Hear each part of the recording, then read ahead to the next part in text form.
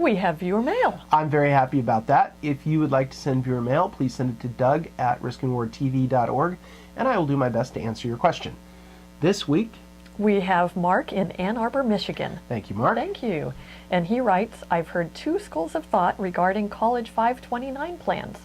One says they are the best way to save for your child's education because returns are tax-free as long as they are used for educational expenses. True. The other says they are very restrictive. True. For example, the investment choices are limited. True. Many have high fees and only allow changes once a year. Double true. Another school of this thought says savings in a taxable account where you have absolute control is preferable. I tend to agree with the latter. What is your opinion? By the way, I like your podcast and will return each week. I thank you for returning each week. We appreciate that. You have given us 529 plans on one hand and taxable accounts on another. I think there's a middle road that maybe you should consider called a Coverdell or Educational IRA. The Coverdell or Educational IRA has less restrictions than a 529. Of course, it doesn't have unlimited restrictions. One of which is very important is the maximum contribution allowed in the Coverdell or Educational IRA is a $2,000 a year contribution, whereas a 529 plan will allow you to contribute a lump sum of, depending on the state, up to $100,000 or even up to $250,000. Wow, that's a big lump sum. That's a college education for you. That's right. So if you fell into an inheritance or you fell into or you have a lot of money already and you want to fund the child's education when they're 18 or when they're born, to fund their college when they hit 18, so you've got a long time frame, you put that money in tax deferred. You can get it out of your account, fund theirs, leave it in the education account, let it grow. The only vehicle to do that with is a 529 plan. Yes, it's very restrictive. Yes, you can't change it very often.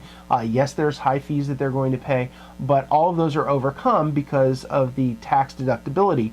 But only if it's a lump sum, because the tax deductibility or the tax exemption also applies to the Coverdell IRA if you use it for education, of course.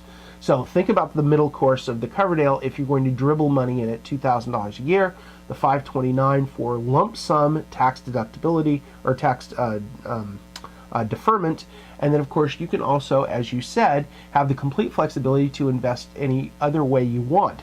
So there's two decision points here. The first one is, do you want to put it into a tax deferred, tax exempt account? That's the 529 or the Educational IRA. Or do you want to pay taxes on it and have complete flexibility? You can do one or the other, but once you decide that you want the tax deductibility, then is it a lump sum or are you going to dribble it in? If you put it in every year or every month that you're adding to it, you probably don't want to go with a 529 plan. You probably want to go with the Educational IRA because it gives you more flexibility. You can change it easier. Your investment options are wider, and there's usually lower fees. So those are your decision points in this. And of course, there's a plethora of information on the internet with details about all of this. We don't have time to do that And here. it depends on which state you're in. It depends on which state you're in. For the 529 plans, the Educational IRAs are national. So, and what's the takeaway? The takeaway here is that there are middle courses often to your investment decisions, and so you want to investigate all of your options. In saving for college, you need to fit the one or pick the one that fits your needs.